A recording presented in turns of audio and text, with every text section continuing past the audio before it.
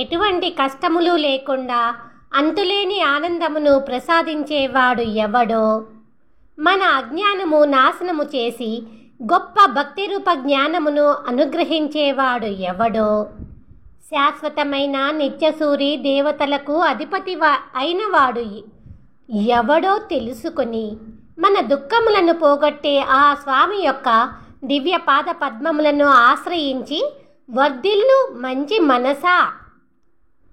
ఇంద్రియములకు లోబడకుండా మనస్సులో ఉన్న దోషములన్నిటినీ నాశనము చేసుకొని ఆలోచనలతో వికసింపచేసుకున్న జ్ఞానముతో ఆ సర్వేశ్వరుడిని చూడాలి అని అనుకున్నప్పుడు ఏ ఇంద్రియములకు ఏమీ కాని జ్ఞానస్వరూపుడు, భూత భవిష్యత్ వర్తమాన కాలములలో పరిపూర్ణమైన ఆనందమును ఇచ్చే సాటిలేని గొప్ప భగవంతుడు నా ఇంద్రియములకు తెలియకుండా నా లోపలే నా ప్రాణమై నిండి ఉన్నాడు.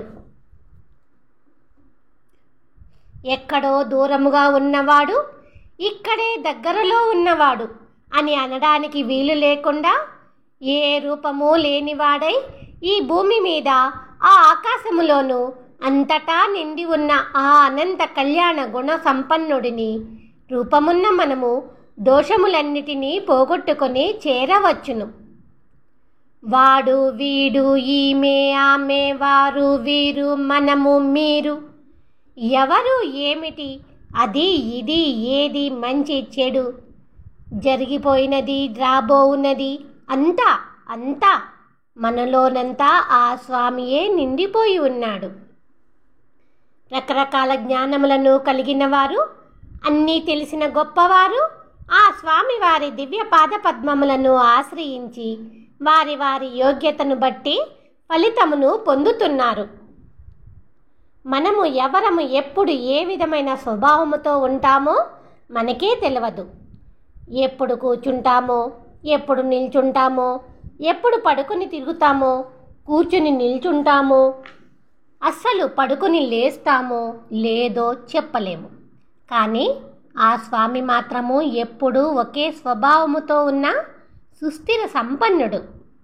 ఏ విధముగా అంటే ఈ స్థిరమైన ఆకాశము, గాలి, నీరు, నిప్పు, భూమి మరియు ఈ భూమి మీద ఉన్న అన్ని వస్తువులు మొత్తము తానే అయి ఉన్న స్వామి. అన్ని శరీరములలోనూ జీవమై ఉంటూ అన్ని లోకములలోనూ అంతటా నిండి ఉన్న స్వామి ఈ లోకములన్నిటిలో నిండి ఉన్న చీకటిని తన ప్రకాశముతోనే మృంగివేస్తున్నాడు. బ్రహ్మరుద్రాదులు మొదలగు వారిని సృష్టించి వారికి జ్ఞానమునిచ్చి తాను సృష్టిస్తున్న ఈ లోకములను సంహరిస్తూ ఆకాశము మొదలుకొని అన్నిటికీ మూలమై వాటన్నిటినీ మింగిన పరాత్పరుడు దేవతలకు కూడా తెలియరాని వాడై ఉన్నాడు.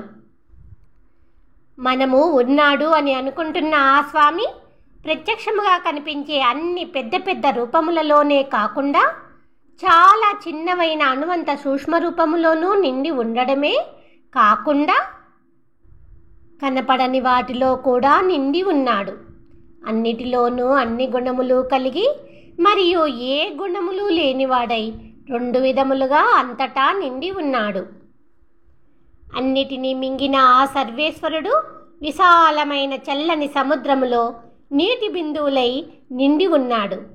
ఇది అది అని లేకుండా అంత పెద్ద అండపిండ బ్రహ్మాండములలోనూ అతి చిన్న వాటిల్లోనూ ఈ భూమి ఆ ఆకాశము అని వేటిని వదలకుండా అన్ని ప్రదేశములలోనూ అన్ని వస్తువులలోనూ అదృశ్య రూపుడై అంతటా వ్యాపించి ఉన్నాడు.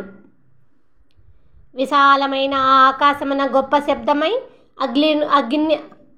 అగ్నిలోని వేడి అయి గాలిలోని బలమై నీటిలోని జీవమై భూమిలోని గొప్ప సహనమై ఉన్న ఆ స్వామి యొక్క దివ్య పాద పద్మములపై మనస్సును ఉంచమని ఆ కురుకాపురి నగరములోని శటగోపులు అనే నమ్మాళ్వారు చెప్పిన ఈ 10 పాశ్రములు అర్థవంతమైన 1000 ద్రవిడ పాశ్రములలో ఉన్నాయి.